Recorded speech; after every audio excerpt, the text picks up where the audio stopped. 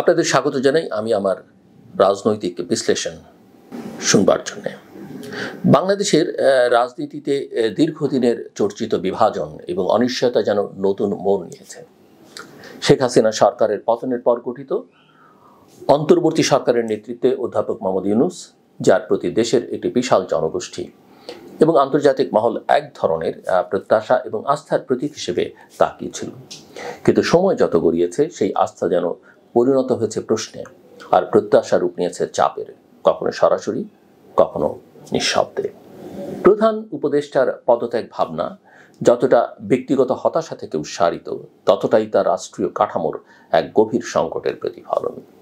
9 মাস আগে যে ঐকমত্যের ভিত্তিতে তাকে সামনে রেখে অন্তর্বর্তী সরকার গঠিত হয়েছিল, সেই ঐকমত্যের অবক্ষয় এখন চোখে পড়ার মতো।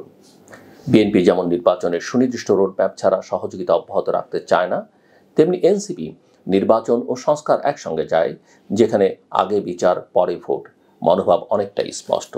আর এই দুই বলয়ের মধ্যে পড়ে ইউনূস প্রশাসন একরকম জটিল ভারসাম্য রক্ষার দায়িত্বে নিযুক্ত হয়েছেন, যেটি সহজ নয়, এমনকি সম্ভব কিনা সেটাও এখন প্রশ্ন সাপেক্ষ। অন্যদিকে সেনাবাহিনীর অভ্যন্তরীণ অফিসার্স অ্যাড্রেসে সেনাপ্রধান জেনারেল ওয়াকারুজ্জামানের যে বার্তা উঠে এসেছে, তা শুধু একটি নির্বাচনের সময়সূচি নয়, বরং সেনাবাহিনীর ভূমিকা, সরকারের গ্রহণযোগ্যতা এবং প্রশাসনিক নিপুণতার ব্যাপারে এক প্রতীকী ঘোষণা। নির্বাচন জুনে হবে নাকি ডিসেম্বরে, এই বিতর্ক এখন শুধু তারিখ নির্ধারণের মধ্যেই সীমাবদ্ধ নয়, বরং তা একটি আদর্শিক দ্বন্দ্বের বহিঃপ্রকাশ। যে প্রশ্ন এখন উঠছে তা হলো, এই সরকার কি সংস্কার বাস্তবায়নের জন্য সময় চায়, নাকি এই সময়টাকে ব্যবহার করছে রাজনৈতিক গুটি সাজাতে?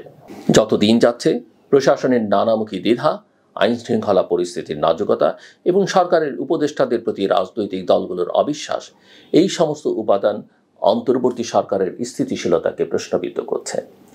সরকার প্রশাসনের পূর্ণ নিয়ন্ত্রণে নেই এমন অভিযোগ এখন শুধু বিরোধীদের মধ্যে সীমাবদ্ধ নয়, বরং সরকারের মধ্য থেকেও স্বীকার করা হচ্ছে। কিন্তু প্রশ্ন হলো, এই নিয়ন্ত্রণহীনতার জন্য দায়ী কে? প্রথম থেকেই যে প্রশাসনিক ও বিচারিক নিয়োগ দেওয়া হয়েছে, তা কি রাজনৈতিক ভারসাম্যের প্রতিফলন ছিল, নাকি কৌশলগত আত্মঘাত? আন্তর্জাতিক পরিপ্রেক্ষিত এই সংকটকে নির্ধারণ করছে। ইউনূস যখন ভারতীয় আধিপত্যবাদের কথা উল্লেখ করেন, তখন তা নিছক একটি অভিযোগ নয়, বরং তা একটি ভূ রাজনৈতিক সমীকরণ বা সরলীকরণ, যেখানে ক্ষমতার অভ্যন্তরীণ দ্বন্দ্বের দায়ও বিদেশি ষড়যন্ত্রে চাপিয়ে দেওয়ার প্রবণতা লক্ষণীয়। কিন্তু সত্য হলো, অভ্যন্তরীণ ঐক্যহীনতা এবং সিদ্ধান্তহীনতা যদি বিদ্যমান থাকে, তাহলে বাহ্যিক চাপগুলো আরও বেশি কার্যকর হয়ে ওঠে, এবং এটা প্রফেসর ইউনূসের না বোঝার কথা নয়। ইতিমধ্যে এনসিপি, জামায়াত এবং অন্যান্য রাজনৈতিক শক্তিগুলোর মধ্যে নির্বাচন পূর্ব সংস্কার নিয়ে এক ধরনের প্রতিযোগিতা তৈরি হয়েছে। এনসিপি যেমন বলছে, দক্ষিণ সিটি কর্পোরেশনের ইশরাক ইস্যুতে আওয়ামী আমলের সব নির্বাচন বাতিল করতে হবে, তেমনি জামায়াত বলছে লেভেল প্লেইং ফিল্ড ছাড়া কোনো নির্বাচন গ্রহণযোগ্য নয়। বিএনপি বলছে ডিসেম্বরে ভোট চাই, নয়তো আন্দোলন। এই বিভিন্ন বলয়ের ভিন্ন দাবিগুলো কেবল অন্তর্বর্তী সরকারের প্রতি চাপ বাড়াচ্ছে না, বরং সেই চাপকে এক ধরনের অচলাবস্থায় পরিণত করছে।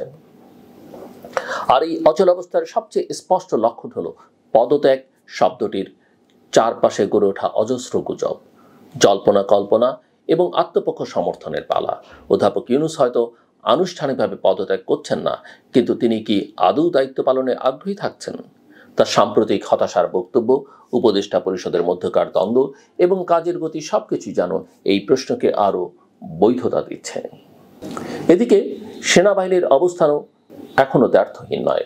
সরকার বলছে সহযোগিতাপূর্ণ সম্পর্ক, সেনা সদর বলছে কোনো মুখোমুখি অবস্থান নেই, কিন্তু সেনাপ্রধানের বক্তব্য, করিডোর প্রসঙ্গে আপত্তি এবং জাতীয় নিরাপত্তা নিয়ে সরাসরি মত প্রকাশ সবকিছু যেন বুঝিয়ে দিচ্ছে এই সম্পর্কের ভেতরে আছে দ্বিধা, দ্বন্দ্ব এবং সম্ভাব্য সংঘর্ষের উপাদান। সরকার বলছে স্টারলিংক নিয়ে ভাবছে, সেনাবাহিনী বলছে এটি সার্বভৌমত্বের হুমকি। সরকারের কিছু সদস্য বন্দর ব্যবস্থাপনা নিয়ে চীনের প্রস্তাব বিবেচনা করছে, সেনাবাহিনী বলছে তা জাতীয় নিরাপত্তা বিঘ্নিত করতে পারে। এই উত্তেজনার মধ্যে জনগণের প্রত্যাশা কোথায় দাঁড়িয়ে আছে? একদিকে সরকারি কর্মচারীরা অসন্তুষ্ট, শিক্ষকেরা আন্দোলনে, এনবিআরের বিক্ষোভ, অন্যদিকে সংখ্যালঘু প্রান্তিক জনগোষ্ঠীর উপর হামলা বেড়েছে। এরই মধ্যে আবার সেনাবাহিনী প্রতিদিন অস্ত্র উদ্ধার করছে, টহল দিচ্ছে, এমনকি ঈদের সময় ঘরমুখো মানুষের ট্রাফিক ব্যবস্থাও তাদের তত্ত্বাবধানে। এই পরিপ্রেক্ষিতে একটি স্বাভাবিক ও শান্তিপূর্ণ নির্বাচন কতটা সম্ভব? নির্বাচন কমিশনের নিরপেক্ষতা নিয়ে প্রশ্ন আছে, বিচার বিভাগের স্বাধীনতা নিয়ে সংশয় আছে, প্রশাসন দল নিরপেক্ষ নয়। এই বাস্তবতায় ভোট দিলে সেই ভোট কতটা গ্রহণযোগ্য হবে?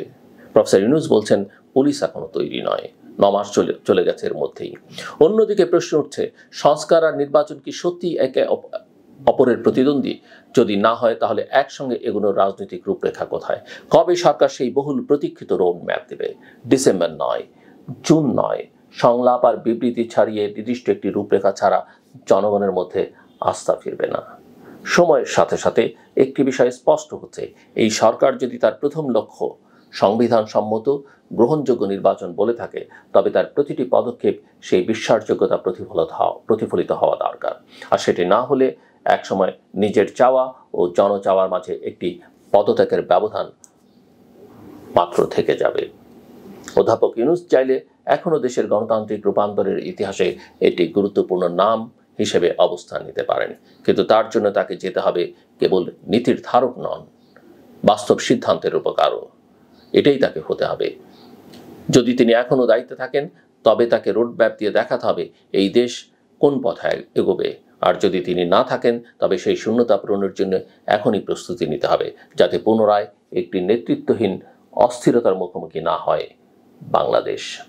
আজ যখন রাষ্ট্র, সমাজ, রাজনীতি এবং সেনাবাহিনীর মধ্যে ভারসাম্যের প্রয়োজন, তখন প্রয়োজন সত্যিকারের নেতৃত্বের, যে নেতৃত্ব সংকটের ভেতর থেকেও আশার আলো দেখাতে পারে।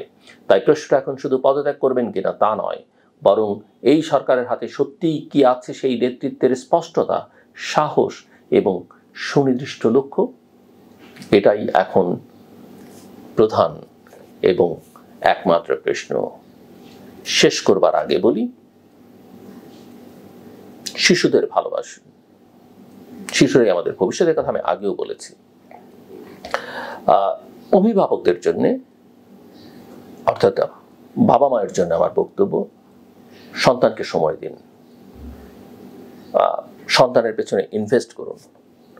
ইনভেস্টমেন্টটা কি? আপনি অন্য খাওয়া দাওয়া, ঘোরা ফেরা সব কিছু বাদ দিয়ে প্রধান ইনভেস্টমেন্ট আপনি করুন সন্তানের লেখাপড়ার পেছনে এবং তার মানুষ হয়ে ওঠার পেছনে। সন্তানকে আপনি এটা কিনে দিলেন, ওটা কিনে দিলেন, এটা খাওয়ালেন, ওটা খাওয়ালেন, এগুলো আপনি করবেন নিশ্চয়ই, কিন্তু তার চেয়ে বেশি আপনার সন্তানের প্রয়োজন আপনার সময়। কথাটা মনে রাখবেন। অনেক বাবা আমি মনে করেন যা চাইছে সব দিচ্ছি, আর কি দেব? কিন্তু এই যে আপনার সময়, এই যে তাকে জড়িয়ে ধরা, তার সঙ্গে সময় কাটানো, সেটা অনেক অনেক বেশি গুরুত্বপূর্ণ। তাকে ইলেকট্রনিক ডিভাইস ধরিয়ে দিয়ে আপনি মনে করলেন একটা দামি আইপ্যাড কিনে দিলেন, একটা ফোন কিনে দিলেন, বাহ আমার সন্তান তো ভালোই আছে, আনন্দে কাটছে। না, মানুষ হয়ে ওঠার পেছনে এগুলো বড় বাধা। এমনকি আপনার সঙ্গে সম্পর্কেরও, ভবিষ্যৎ যে সম্পর্ক, তার বেড়ে ওঠা এবং আপনার বয়স বৃদ্ধির যে কাল, এখানে যে সম্পর্কগুলো বিভিন্ন ফেজে সম্পর্কের রকম ফেরে বদল হবে, সেখানে এই যে শুরুর বা এই বাচ্চা বয়সের এই সম্পর্কটা, এই স্পর্শ, এগুলো অত্যন্ত গুরুত্বপূর্ণ। এই কাজটা করবেন। স্কুলগুলোতে আমরা জানি এখন আর আগের মতো পেটানোর নিয়ম কানুন নেই, তারপরও শিক্ষকরাও তাদের প্রতি, বিশেষ করে প্রাইমারি স্কুলের শিক্ষকদের প্রতি বা কিন্ডার গার্ডেনগুলোতে বা ইংলিশ মিডিয়াম স্কুলগুলোতে প্রাইমারি লেভেলে যেগুলো আছে তাদের প্রতিও জুনিয়র লেভেলে রিকোয়েস্ট যে শিশুদের সঙ্গে ভালো ব্যবহার করবেন, তাদের অ্যারোগেন্সিগুলোকে আমলে নেবেন, কিভাবে সংশোধন করা যায় ভালোবাসা দিয়ে সেই চেষ্টাটা করবেন। আমার কথা শুনবার জন্য আপনাদের অসংখ্য ধন্যবাদ। আপনার সবার জন্য শুভকামনা।